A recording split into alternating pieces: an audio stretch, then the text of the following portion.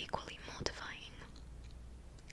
Though he had detected with a critical eye more than one failure of perfect symmetry in her form, he was forced to acknowledge her figure to be light and pleasing, and in spite of his asserting that her manners were not those of the fashionable world, he was caught by their easy playfulness.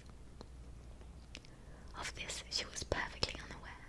To her he was only the man who made himself agreeable nowhere and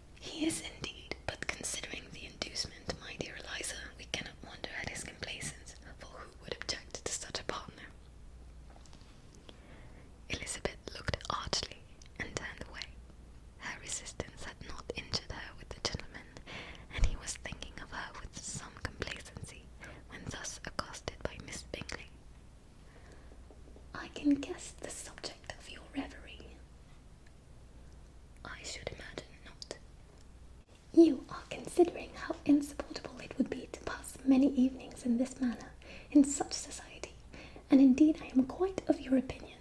I was never more annoyed. The insipidity, and yet the noise, the nothingness, and yet the self-importance of all these people. What would I give to hear your strictures on them? Your conjecture is totally wrong, I assure you. My mind was more agreeably engaged. I have been meditating on the very great pleasure which a pair of fine eyes in the face of a pretty woman can bestow. Miss Bingley immediately fixed her eyes on his face, and desired he would tell her what lady had the credit of inspiring such reflections. Mr. Darcy replied with great intrepidity, Miss Elizabeth Bennet. Miss Elizabeth Bennet, replied Miss Bingley. I am all astonishment. How long has she been such a favourite? And pray, when am I to wish you joy? That is exactly the question which I expected you to ask. A lady's imagination is very rapid. It jumps from admiration to love, from love to matrimony in a moment. I knew you would be wishing me joy.